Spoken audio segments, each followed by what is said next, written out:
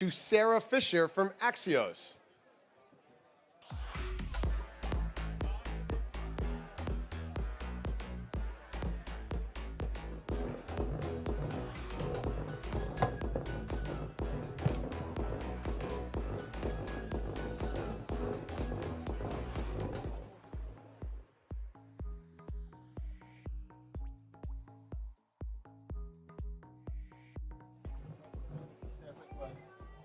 How's everyone doing? Woo! Thank you so much for joining. Today is the last day of Axios' Newsmaker Hour here at Stagwell Sport Beach. Thank you to everyone who's tuning in person and live. We have a powerhouse duo that is going to be joining me on stage. We have Jessica Berman, who is the commissioner of the National Women's Soccer League, who is an all-time pro, having led so many different female sports endeavors and male sports endeavors. And we also have Allie Wagner, one of the great examples of an athlete to an entrepreneur, who is the co-chair of BFC and, of course, former National Women's Soccer League player. Jess, are you guys ready? All right, Jess, Allie, come on out.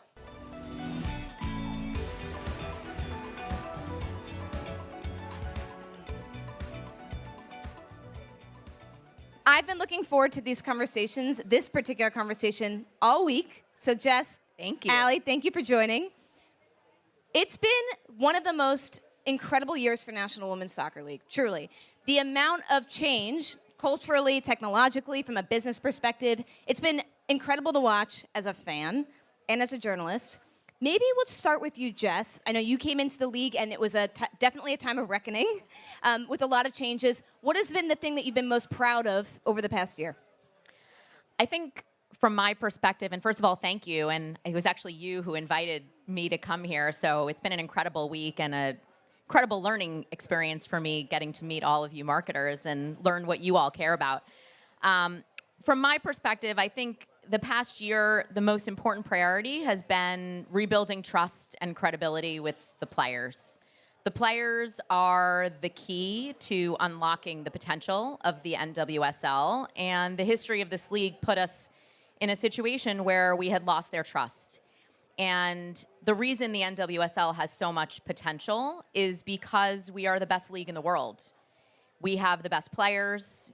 We compete on a global landscape for talent, and we'll get to see the players in our league competing this summer in the Women's World Cup in Australia and New Zealand, and a third of the players in our league are actually going to be competing on an international stage.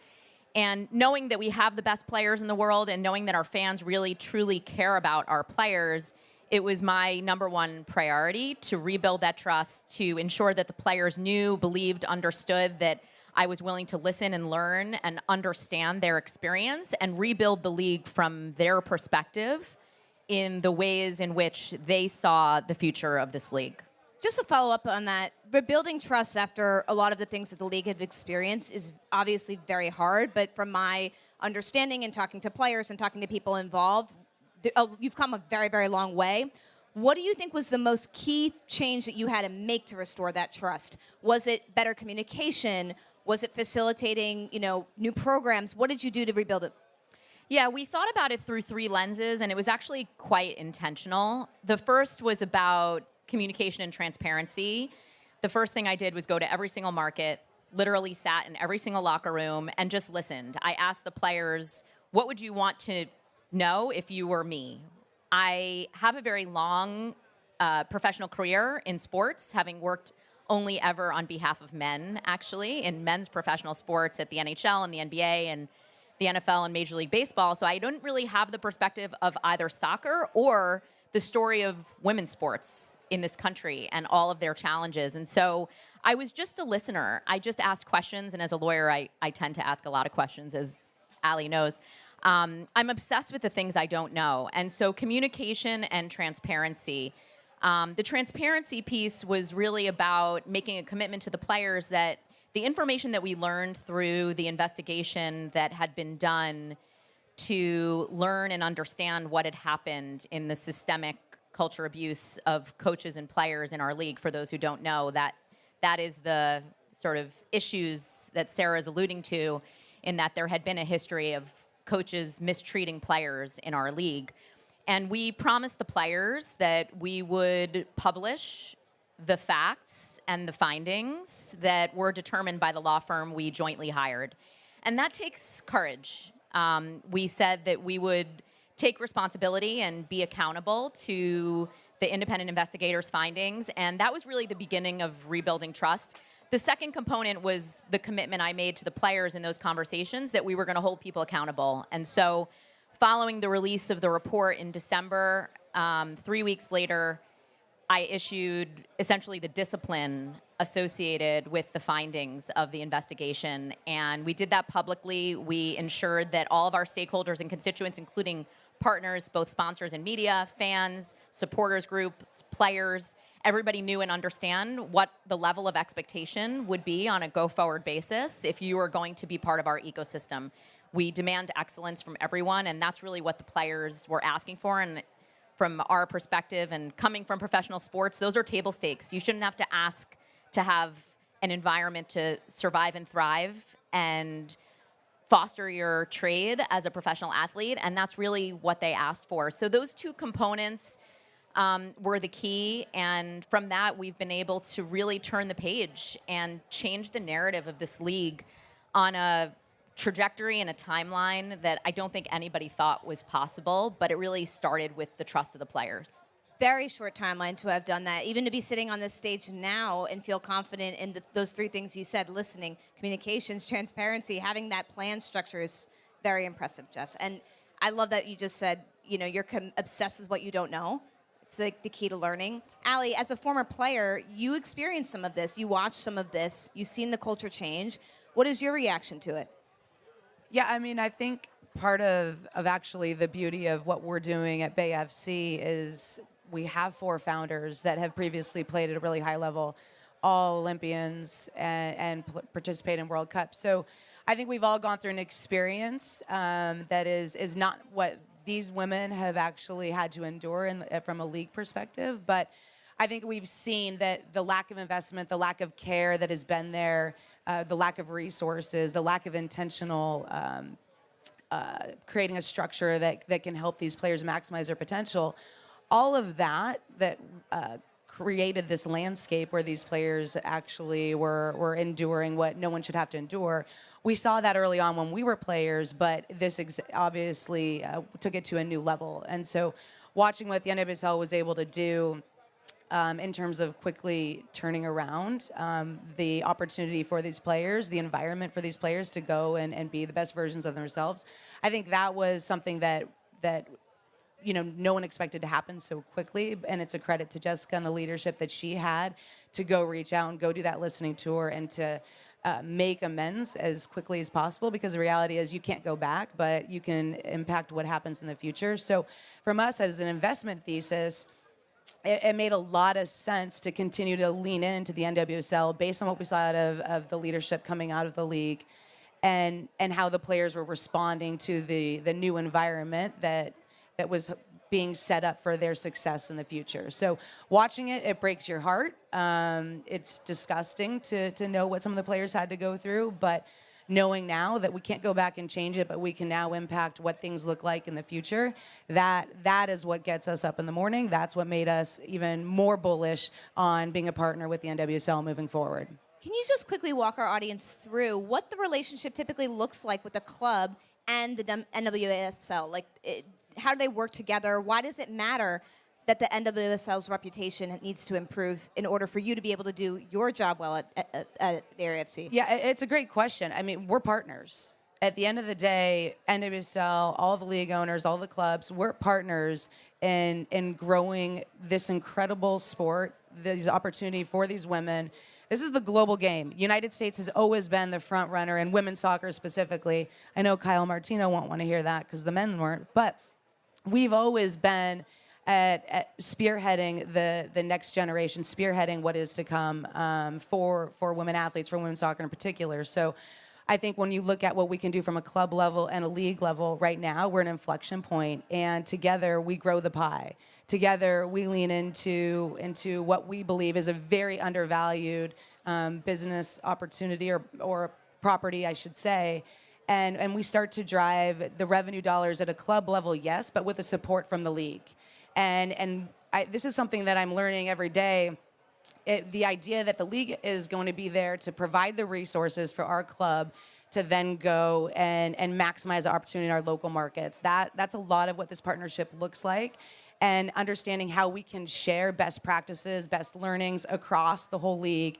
It's not, even though we want to kick Angel City's butt on the pitch, we want to be in the background sharing best practices so we then can go and drive fandom, drive revenue, and ultimately continue to be the premier league in the world. So it's this incredible partnership, and I think we're only scratching the surface of what we can do together from a club perspective, and then also that relationship from the league club.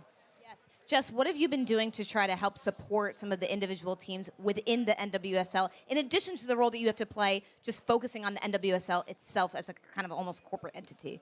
Yeah, the league plays a very important role, not just growing our own business from an enterprise level perspective, but also then supporting each of the teams in their business practices. And so the good news here is that we don't have to make it up or reinvent the wheel. All of the major professional sports leagues deploy a shared service model where, to varying degrees, depending on the league, it's the league's responsibility to collect, aggregate, and analyze analytics around best practices for ticket sales, for sponsorship, for fandom, for social media, for partnerships, and identify what's working, what's not working, knowing what teams are looking to focus on, and then intentionally connecting those dots. We're really almost, when we wear that hat, we're like a consultant to the clubs in helping them to maximize their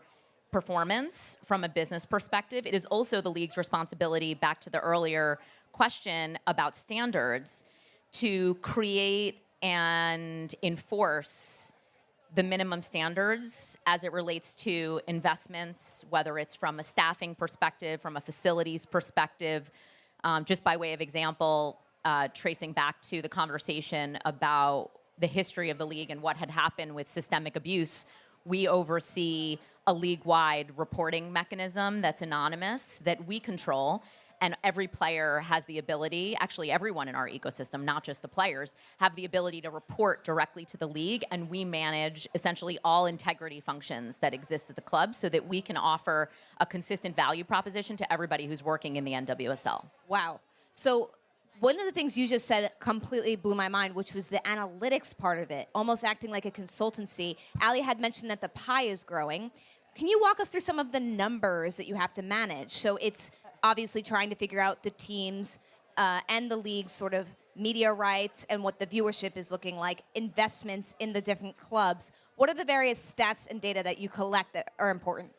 Yeah, I like to say, and maybe it's because I've been working in professional sports for 25 years, that the lifeblood and rocket fuel of any league's growth is attendance. And so we always start with ticket sales. It is the most important metric. It drives every other revenue stream.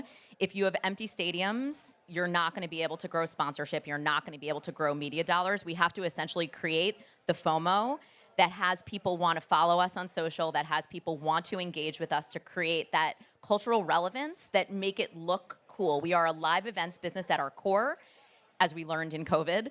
And a lot of leagues are thinking about ways to diversify the areas that we spend time, to make sure that we have opportunities to be more thoughtful and to hedge in the event there's ever an issue like what we experienced, hopefully not in my lifetime or my children's.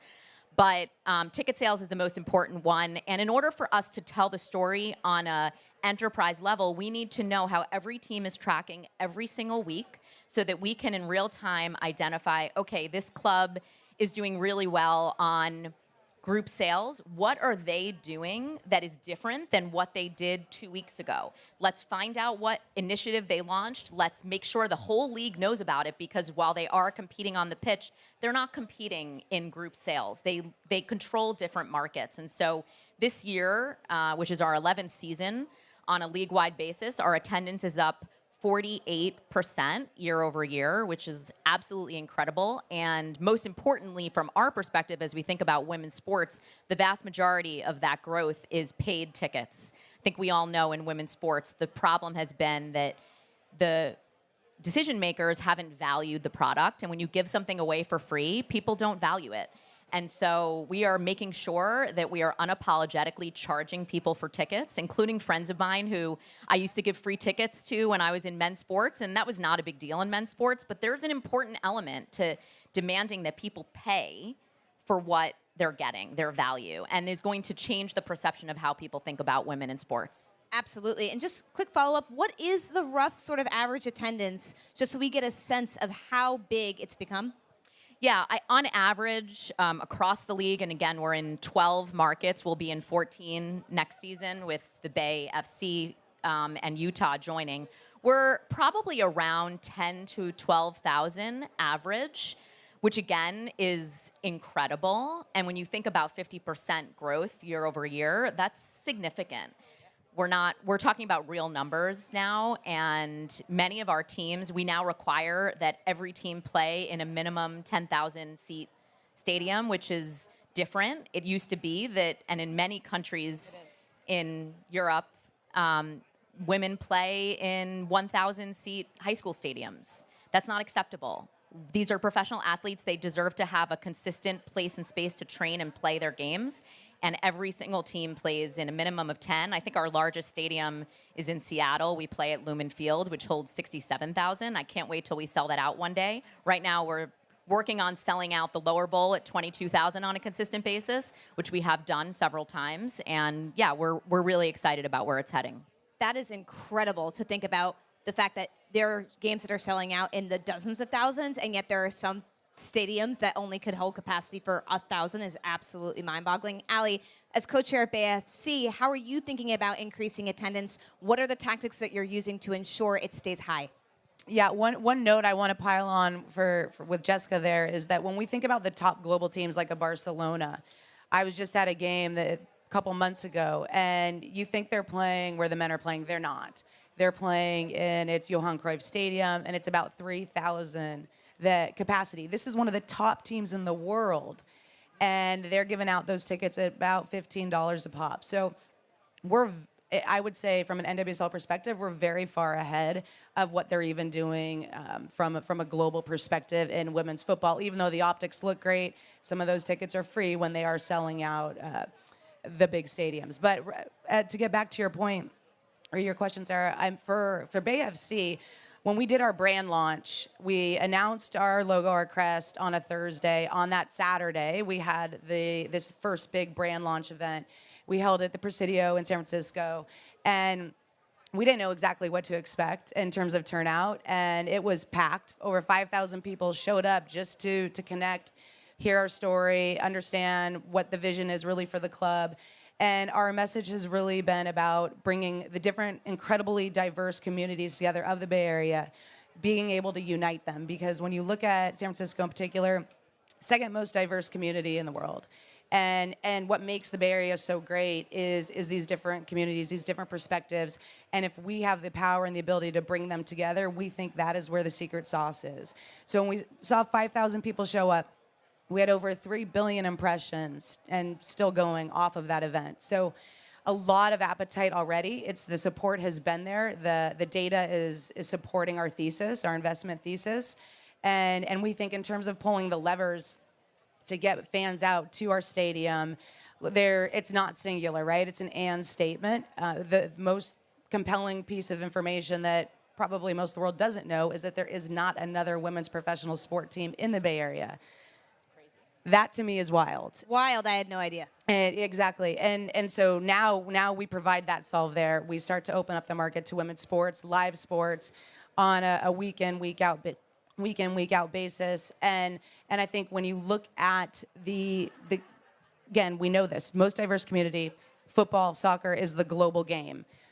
We already have a built-in fan base for what we hope to go and bring to the pitch. And that is going to be one of the most exciting football perspectives, style of play that you can imagine. We've got 4 football founders driving that vision. And we think the NWSL, Jessica will attest to this, most exciting league in the world because you don't know who is going to win on any given day. But now we have the opportunity to up-level the style of play and to keep that excitement there, but also start to compete with what the global game can look like in terms of being more nuanced, more calculated, more intentional in how we play the game. So the art, the excitement, the entertainment value will be there from a fan perspective.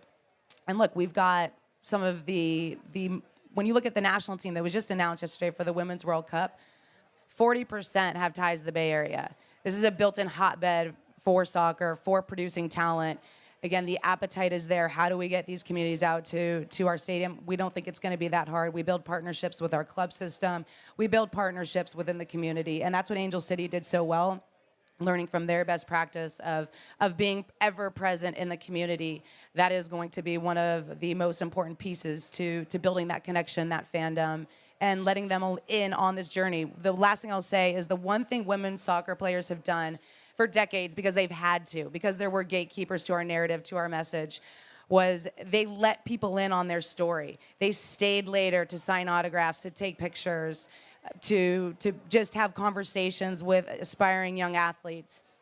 And we will never lose sight of that. That is something that will be intrinsically folded into every player we recruit, every player we retain, and hopefully develop, that you value the fans, because without them, you have nothing. Okay, so letting people in on the story. Obviously, there's a huge media rights conversation when you're talking about spreading the story, whether that's at the local level, the national level. You all historically had that negotiation with CBS. Obviously, walk us through where things are moving now, and also what role streaming plays in this. I know you guys have sort of pushed to move into your own direct-to-consumer service. Yeah, so we are, just to set the stage for where we are right now, we are in the final year of a multi-year deal with CBS in the US. So all of our games are on either big CBS, not enough of them, only 6 this season, which is not enough. And the rest of our games are either on Sports Network, CBS Sports Network, or Paramount Plus.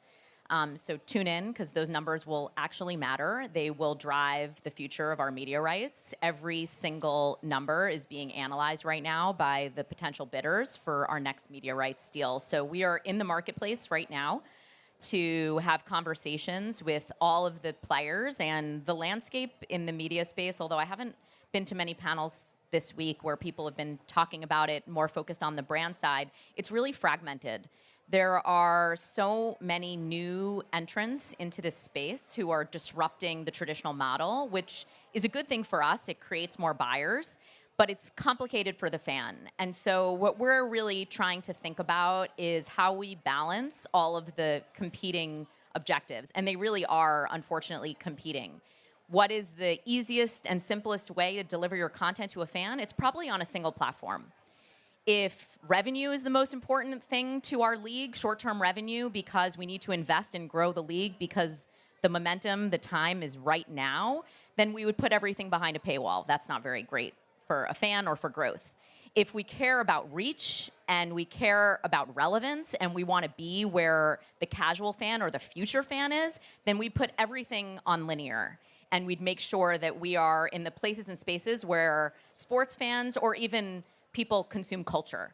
And so each of those things, if you analyze it in a binary way, would produce a different outcome. We're really trying to think about it from a perspective of putting together a puzzle that allows for us to balance all of those objectives and not sacrifice too much, make sure we understand and can evaluate and value the trade-offs that we ultimately need to make. Think about it from a sponsor perspective, knowing we've done an incredible job as a league before I came, actually, and in the last year of building an incredible cohort of Fortune 100 brands who are invested in our league, some of whom have been speaking here this week.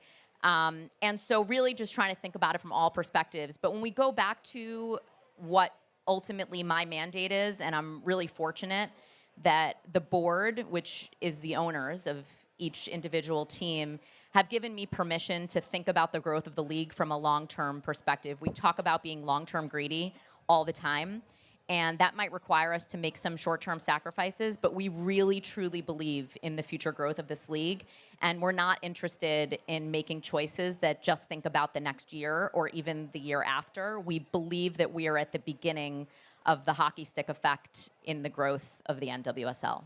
And just quickly to follow up on that, it's not just viewership in terms of streaming and linear, but thinking about things like gaming, thinking about other ways that you're going to get people excited about NWSL. Are there things you can tease for us that you're thinking about in terms of multimedia that you wouldn't necessarily guess the NWSL is getting its hands into?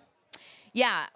Well, one thing that we sort of tested and learned from last year that we're going to scale up for this year is around our championship. And we know that tentpole events are, well, we're at one right now.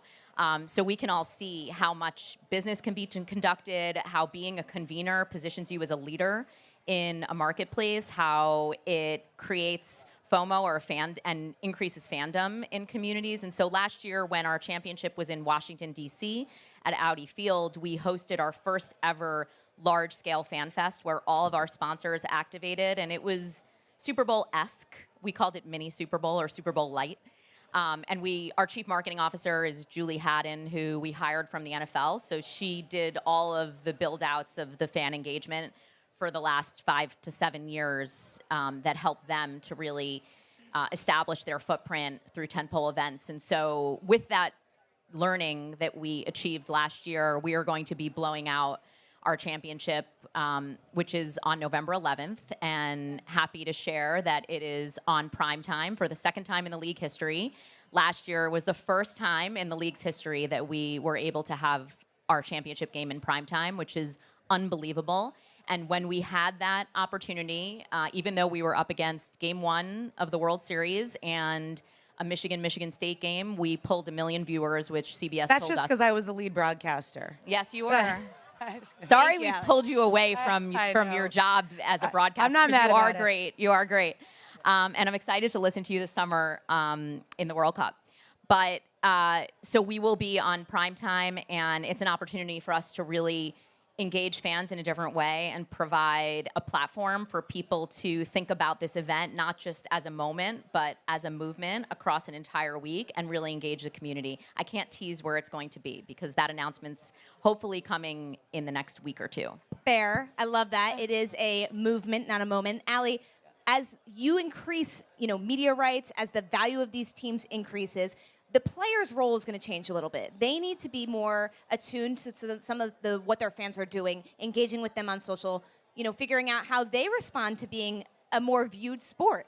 You are somebody who's gone from being an athlete to an entrepreneur, a broadcaster. You're comfortable here on stage. What are you doing to help support your players and your fellow players in the league about how to be sort of a media star as well as a soccer star?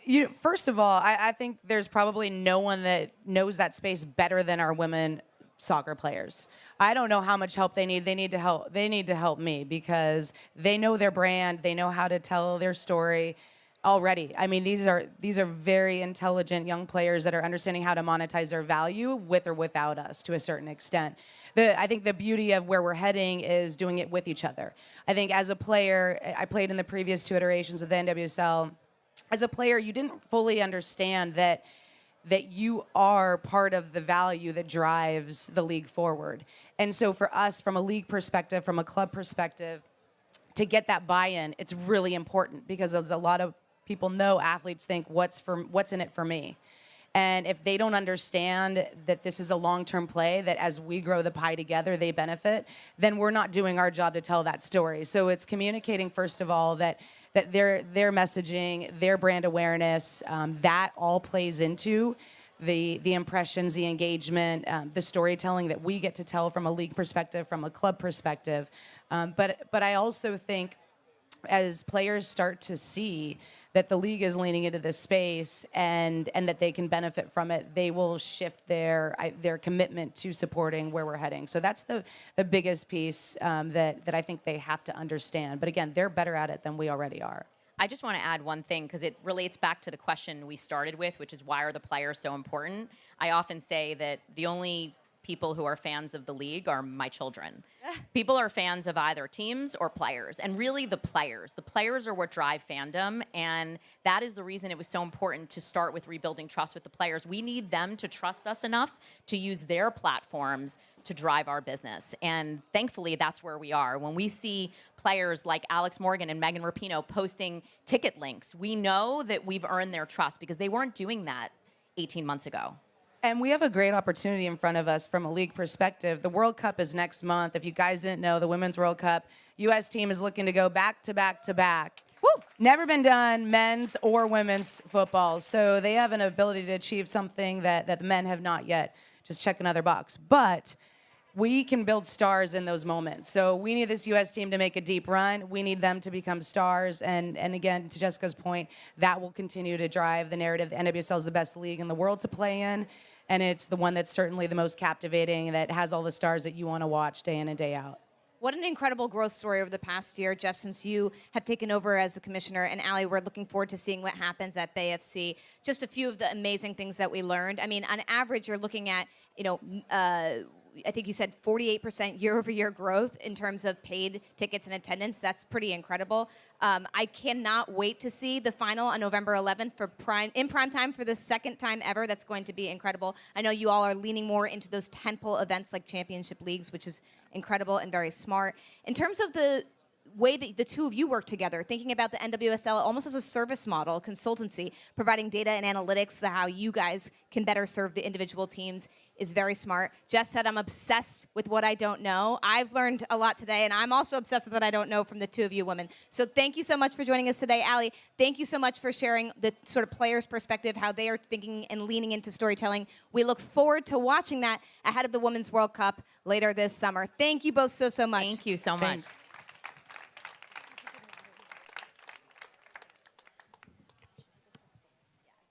All right, we have our last newsmaker from the Axios Newsmaker Hour. We have somebody who needs no introduction, but I will still give him an introduction. Alexis Ohanian is the founder of 776 and the co-founder and former executive chairman of Reddit. We had Jen Wong of Reddit on our stage earlier this week. Alexis is a pioneer in so many things, technology, and one of the things that he doesn't, I think, always get enough credit for is how transparent he is about every endeavor he does. Today, he's going to talk to us about some of the new things he's trying in golf, some of the things that he's been investing in, and why, of course, it's important to invest in the business of women's sports. Alexis Ohanian, come join us. Thank you.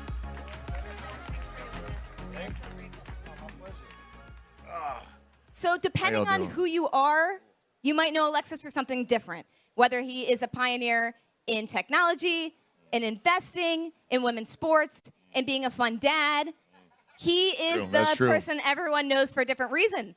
But today I want to talk about sort of the role you play in women's sports mostly. Sure. We could still talk about you being a good We could dad. talk about pancakes too.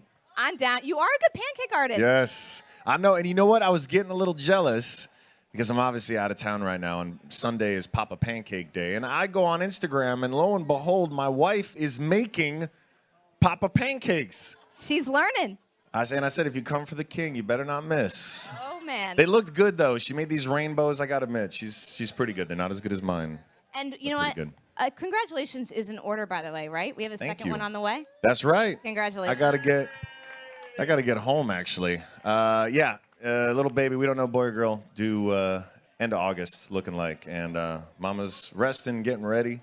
And no one's more excited than Olympia, which is fun. She's been praying for a little sister, little brother. So, yeah, that's probably the best thing I got going on right now. But women's sports is cool, too. We can talk about that. It's cool, too. Yeah. I mean, it's awesome because it's a huge unifying theme within your family, obviously. That's right. Oh, yeah, because my wife, I've heard of her. greatest of all time. I'm surprised he didn't mention that. Let's be honest. Most of the people are here because they're like, oh, it's Serena's husband, right? I mean, if that's how you want to say it. This is not, I mean, the show of hands of people who are Redditors versus the show of hands who are people who know me for, like, being Serena's husband and Olympia's dad, the latter group dominates. And honestly, I'm okay with that. I love that about you, Alexis. Okay with that. We appreciate that. So let's lean into the part that you're excited about then, which is like, being somebody who supports women's sports. That's why we're here today. I'll tell you, and I'll be honest, you were talking to two amazing women, right? Our commissioner and then our future rival up north. I am so hyped. And you're right, I'm transparent. The reason is actually because I like calling my shots. And I use Twitter because I like having the receipts. And sometimes I get it wrong. Don't get me wrong, I'm not batting 1,000. But when I get it right, man, it feels good. So March 2019, I am tweeting because I saw an article about the U.S. women's national team fight for pay equity. And I was reading it, and it was the first time. I'm not a women's soccer fan. I grew up, the only sport that mattered in my house was NFL. Football was the sport I played. I wasn't allowed to play until I was in high school, then played and followed. And so I was a deep, deep, deep sports fan, but I was ignorant to every other sport. Didn't pay attention, did not watch tennis. Thought tennis was just like a bullshit country club sport. And How far we have come. I know. I'm a quick study, is what I tell my wife. It's an amazing sport, incidentally, now. But here we are with women's soccer. I'd never thought about it, but I thought it seemed weird because I knew the stars of the league. I knew Megan Rapinoe. I knew Alex Morgan. I remember Mia Hamm and Chastain, and I thought, okay, if I think of American soccer greatness, I think of women. If I ask another average American sports fan, think of American soccer greatness, they're thinking of women because we've not been great at soccer on the men's side. And so I said, okay, all right, greatness, that's real. Then I look at the follower counts of these athletes, and I'm thinking Megan Rapinoe alone is worth a few $1 million a year in brand deals. And that same year, 2019, her team sold for like $3.5 million. You don't have to be the smartest dude in the world to say someone is terrible at their job when one athlete can command more in a year worth of brand deals than the entire club is worth. And so I could look at this with plain eyes as a business person, not a diehard women's soccer fan, just a business person, and say, yo, there's something interesting happening here. And I tweeted about it, and I started learning more. And in my replies, thousands of women's soccer fans showed up, and they said, don't talk about it, be about it. Wait, Buy a team. What did Elon reply? Start a team. What? What did Elon say? What did they? No. Oh, you said millions of No, replies? yeah, thousands of women's soccer fans Okay. to my tweet storm. And I thought, oh, I like this, right? I think in online communities, when I see this passionate fan base, I think, okay, this is great. And then I also had hundreds of people come out saying in all caps, no one cares about women's sports. You're going to lose all your money. You're an idiot. Now, I saved those tweets. I have a special folder for them. And every time Angel City sells out or breaks another milestone, I pull out one of the tweets, the screenshot, and I tweet it out. And I tag the troll who originally wrote it. Because I'm petty.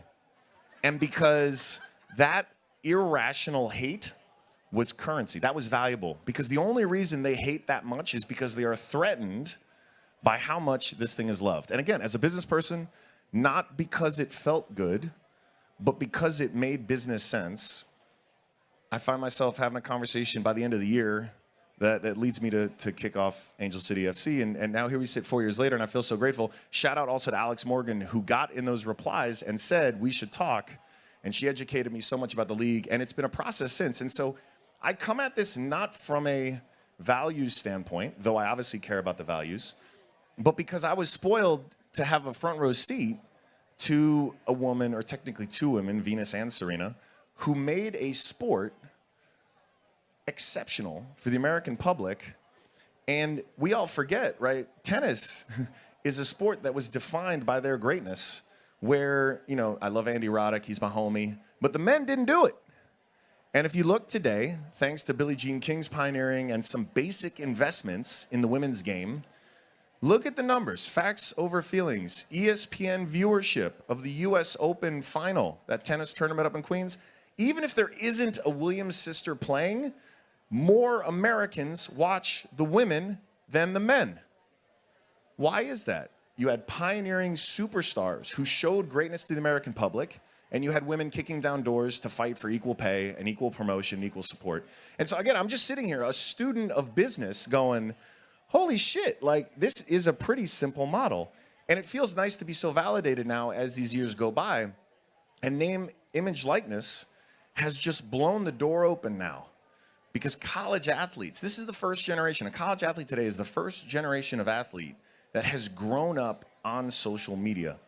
And because no one was buttering their bread, because they knew if they wanted to be a pro athlete, they had to make money themselves, they were inherently creative directors, their own marketers, their own storytellers. And these name, image, likeness deals are starting to get people's attention, right? When you're making millions of dollars in college a year in brand deals, that's not because of pity or charity. That's because the free market said, you are worth that much. Your audience is worth that much. And so now when you're looking at the pros and you're thinking, I can make more money in college on my own than you can pay me, the system is broken. And so the legacy of the underinvestment in women's sports won't just be about sexism and racism, even though it is. It will also be about gross business incompetence, because folks have been leaving money on the table by underinvesting in these women. And I'll double down on this. College basketball fans? No, none of you. 3 of you. I don't believe it. Yes. All right? Remember, just a few years ago, we were talking about some weight room shenanigans where the women of college basketball were given like a bench and a couple of dumbbells. Viral TikToks. Viral. Of these weight rooms that were a joke, a farce. And the NCAA, an institution known for supporting their athletes, was put to task and then finally relented and deigned to let the women have the right to a decent weight room and to the branding of the Final Four. Remember, they couldn't call it that. God forbid. God forbid. And what happened this year? I don't even know if the men had a final in college basketball, and that could be because UVA lost in the first round. I don't want to talk about it. The women of college basketball captured all of our attention because the culture is built online, and that is where the conversation is. And again, I look back to the NCAA. Which camera is recording? This one? NCAA. Do you not want to win? Do you not want to be successful? Because the receipts are coming in now. And again, the legacy of your underinvestment in the women of sports is going to look really dumb. Really dumb. Because the superstars, I'm telling you, the world is not ready for it, because we actually all know this in our souls, okay? We'll do a call and response, all right? So there's 2 answers. You can either say men or women, some pretty straightforward questions, okay? Who are the biggest consumers of social media content, men or women? I'm guessing we're going to say women. It's women. Who are the biggest creators of social media content? A little louder. Women. Who control household spending? Who drive culture? All right. Who gets the most investment in sports from brands? Men. Wait, what? It is. What? I know. It makes no sense. Okay, And wait, I have a quick question for you get on it, that. please. So think about your experience with Angel City FC. Let's go. How are you going to transform that at a systemic level when you yourself are engaged with that one club? Like, is it something, how are you finding partners within the various clubs? Like, what are you going to do in that sense? Look, for better or for worse, I say the things I feel, usually in real time. And everyone who signs up to be a part of 776, which is the investment firm I started, or Angel City or any of these clubs, knows that part of this is a responsibility to build in public. In fact, we don't have all the answers. And the best thing that's happened, let's just say in women's soccer, has been San Diego Wave showing up, has been Michelle buying DC, has been the KC Current and the Longs. Like, if you look at every new ownership group, NWSL to the Bay, they see this blueprint and are now adapting it and making it even better. And there is a spirit of collaboration as well as competition where we know this is the time to strike, and it's not about hoarding how we're doing the things we're doing. It's about learning from one another and still trying to be the best, but rapidly iterating. And the wild thing is, because this is the silver lining, because women's sports has been so underinvested in broadly, we don't have the legacy of this is how things are done. And so I have owners in the Big Four who look at what we can do in terms of content creation and storytelling and brand partnerships, and they complain. They're like, I wish we could do this, but we have so much bureaucracy. We've already sold away the rights to doing this. We've already done this. Being able to take a first principle approach right now, knowing that the way we tell our stories is not on game day or match day, we have to earn the right to get that viewer every other day of the week. And again, this new generation of athlete knows that because they're telling their story while they're training. They're telling that story while they're going out to the club. They're telling that story when they're making breakfast, right? that is how you build the connection to fans to make them want to buy the jersey. The athletes have always been the most important part of the story. We talk about the Messi effect. That is table stakes going forward because the relationship we have to our favorite teams, it has always been, but now will very obviously be actually the relationship we have to our favorite players. In terms of the investment community, do they understand the growth that you see? Are you trying to do a sort of a listening tour to get others involved, or do you think it's being ignored? I was told, so I was, like I said, March 19, I publicly said, I want to buy an NWSL team or I want to start one. I talked to about 2 or 3 existing owners who had reached out, and 10 minutes into those conversations, I knew I did not want to buy their assets because it was mired in almost like a Stockholm syndrome of mediocrity. And I thought, no, like, we have to start fresh. Because so many of these teams were started as charities. Like, literally, the mindset was, my granddaughter likes soccer, so let me get a soccer team, to help the girls. That's a quote, not my thoughts. That was the mindset. And so when you set the bar so low and have such a defeatist attitude from the beginning, one, we're not going to be friends because I don't have time for this defeatist mindset. I'm trying to build billion-dollar businesses. And two, having that blank slate was so incredibly helpful. And yet, I think when I met the Angel City team, they had over 100 investors tell them no. One of the founders, Kara, was a VC. And even her firm, everyone just said no. And what was the reason they were giving for the no? I think it's all that we can speculate. It's all the things we thought. It's the same mindset as those trolls in my replies who said no one wants to watch women's sports. And it's this, it's the reality every entrepreneur faces, and I think what makes me so fortunate is, yes, obviously I had a front row seat to Serena, who's living proof that actually, people really do want to watch women's sports. Now, Serena and Venus are obviously exceptional, but there's already proof point. And two, I think I'm very comfortable being alone in an idea.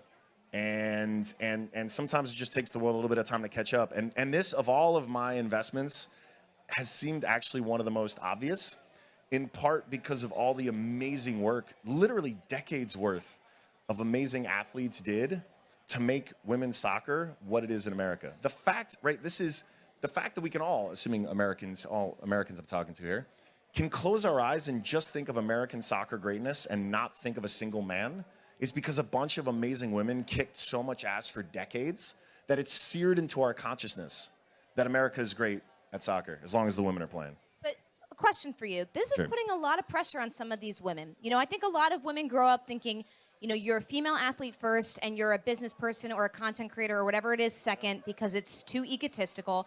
And then they start to get bigger in their careers and there's almost this imposter syndrome that comes along with it. How do you help those women sort of get over that? And how are they thinking about mental health as they're getting bigger and they're becoming media stars? It's great, but it's also a challenge. For sure, we see it. I mean, this is a conversation that's been happening for a little bit in the creator community, but is one that I think needs to continue. And it's a subtle difference, but for so many of these athletes, that is the first priority, right? The reason you've earned someone's attention is because you are doing the work on Sunday or whenever match day happens to be.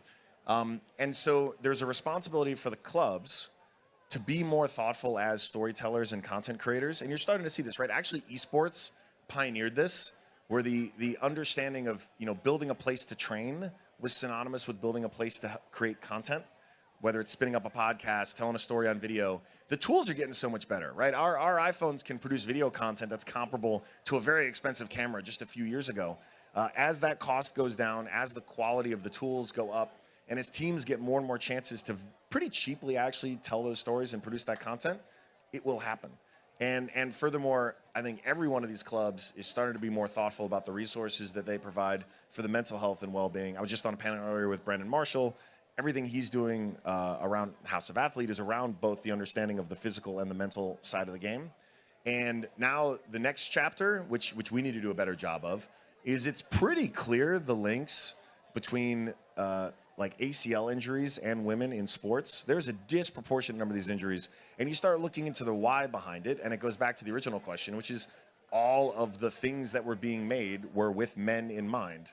because men and women are biologically different, you need to be thinking about it from first principles, down to the shoes, down to the training, down to the timing with hormones and cycles. Like, there is a science of medicine that has been so underinvested in on the women's side. And it's gonna keep getting better, but this is not my expertise, but it's something that even, someone as naive as me has seen and seems very obvious, and a huge opportunity for growth. Because if we're showing the value is there on the field, like, I hate to simplify it this much, but as you see more $100 million and then multi-$100 million women's sports franchises, you're going to start to see the economic value that the women are bringing in, which they deserve, which we need to keep getting more into their pockets. And as the value of those clubs goes up, and as those clubs have more dollars, they can spend more money on the medical sport, which is long overdue and much needed. And so it is a symbiotic relationship. And like I said, I'm the dude on the surfboard who just caught the wave at the right time. I cannot take any responsibility for it. I just notice when there's a big wave, and I'm on the board. But you had your eyes open to notice, which is half of the battle. Let's do a quick pivot to some recent news that you made about, and drum roll, anyone know? Second sports franchise. I'm wearing a hat. LA Golf Club. Yes. I don't know if there are any golfers here. Let's talk about golf. Yeah. Well, okay. So I think of the world in these judo moves. So all of the energy that was hating on women's sports is actually usable as a tremendous strength. Because every time you prove it wrong, you're now getting an excuse to capture someone's attention. And I just love trolling those assholes back. Golf, a sport notoriously exclusionary, right? A sport that is notoriously for, old, rich, white dudes getting away from their families. And that aura, right? We shattered it. The world shattered when Tiger became Tiger. He opened that door. And when I got the call about the team golf league that he wanted to start, I was like, dude, where do I sign up? Like, tell me what you need, Tiger. And the mindset around TGL, so we were the first franchise announced in Los Angeles Golf Club. And it's a 3-on-3 format, team golf in an arena, bringing this sport to prime time. You don't have to watch 6 hours of golf. You're getting 2 hours of it. It's the best golf of top 20 golfers in the world.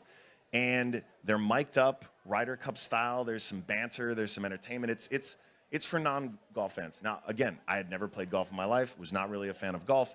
But what was propositioned was this idea that we could build something in Los Angeles that embodied really the counterculture to the dominant culture of golf. And I started paying attention. I started watching, social media. I'm queued up to this. And I started to see more and more movement.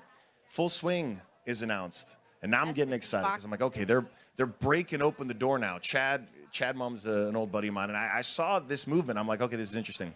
But then I started just paying attention. I got a couple of nephews who are much cooler than me, Angelinos in their early 20s. And what I realized was all of that energy that makes golf feel exclusionary, again, the judo move, there is a whole movement of people trying to take that back and say, no, this is a sport that actually can be for everyone. And it comes at a time technologically, things like Sims, the opportunity to actually get golf clubs in the hands of kids, adults, Angelinos all over, is a big part of what we're doing. So we'll build a clubhouse that actually makes golf accessible. We can actually now take Sims on trailers, bring them into communities, host block parties, and get golf clubs in the hands of people that never would have thought the sport was for them, and build something much bigger than just a team. What about golf for women? And I ask because I love to go to the simulator, but the clubs are always too long.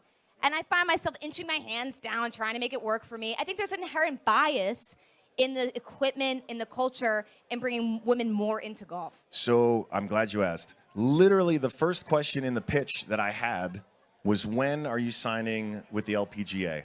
So I'm not going to spoil anything yet, but this is very much on our mind. Now, why? Okay. It's a team golf format, 3-on-3. Because it's in an arena, the long game, the teeing off is into a giant sim, like the biggest sim you've ever seen. So like dope graphics, all kinds of statistics, speed, curve, blah, blah, blah. But the action is on a green, and it's fully adjustable week to week. But imagine thousands of people huddled around this short game. Now, again, I get to be a first principle thinker here because I don't know jack about golf, but I'm asking the right questions. So what is the real difference in the short game between men and women? Virtually nil. men have more of an edge on the long game with teeing off in terms of strength and ball distance. But when you're talking about the short game, it's virtually indistinguishable. So now I'm thinking, okay, wait. So you're saying golf, which is the only highlights I'd ever see, except for the occasional hole-in-one, it's all the short game, Yes. right? Yes, it's the little hole-in-one putt. Yes. And now it's the crowd losing their minds. So now I'm thinking of the story, and I'm thinking what's in my feed. And I'm thinking like, okay, the clips that are going to go viral for the TGL are going to be short game. It's going to be about mic'd up conversations discussing shots. And what's an image folks haven't seen before? Like, let me dream of a scenario where we get to have, and this is not a leak, I'm not promising anything, but imagine a scenario where we have the stars of the LPGA, and all of a sudden they're paired up with the very best men. And now all of a sudden Tiger is talking back and forth with one of the stars in the LPGA about the strategy for a putt she's got to take. And he's like, oh, you should definitely do blah. And she's like, no, fuck it, Tiger, I'm doing this. And he's like, all right, go for it. Good luck. And she nails it. And the crowd loses their minds. And all of a sudden you're seeing the GOAT of men's golf high-fiving this woman. And you're seeing a moment that you've just never encountered before. And it is energetic and it is fun. And it feels like a sport that could actually be worth your attention. And that's the kind of storytelling that gets me fired up. Because I see this generation of young kids, you know, going to Top Golf, hitting some balls around. And we have players. Angel City, actually, the whole team, Danny took the whole team out to play Top Golf a couple of weeks ago. I couldn't tell her about the LAGC thing yet, but now I can. I want to integrate the relationships between the athletes we have in women's soccer. If we bring them out to the golf course, let's go. Show that this is bigger than just a good old boys sport. And use all that energy to create something new that's just foundationally much better. How interesting that two of the sports we talked about today kind of start off completely opposite. Golf being the most closed and soccer as being considered one of the most accessible, right? All you need is really a ball. Very true. So a couple of the things that you said today have really struck me, but I think the biggest takeaway I have from this conversation is that when I thought about you as a media and tech reporter, I always thought about you as an investor and a technologist. But really, you're a storyteller beyond anything. Thanks. So kudos to you. And let's think about that. As a storyteller, you have to be unabashedly unafraid of what the critics say, which goes back to your early comments about just replying to the trolls, screenshotting them, tagging them later, holding them accountable for their hate. I love that. Yeah. Calling I highly your shots. recommend it. March 2019, sort of that tweet experience pushing you in to think about women's soccer, and look how far you've come today with Angel City FC. Congratulations. Thank you. And Alex Morgan getting in your replies, talking to you on Twitter. Yes, and this is the magic, right? That energy has been there. And this is the other part where I'm like, you never once heard me talk about women's sports as charity, as something that's good for society, because it is, but that's not what I care about. That's not how we should lead with it. Like, this is about excellence. This is about excitement. This is about storytelling. And I will say this as a little teaser, okay? Box to Box did an amazing job, all right? Lewis is a pal, and I never really took Formula One seriously until Box to Box, so great job. Drive to Survive is awesome. But, like, they managed to get a bunch of us Americans to care about dudes who race around in cars with a helmet on for a few hours, right, every other week, because they got us to care about their humanity and their stories.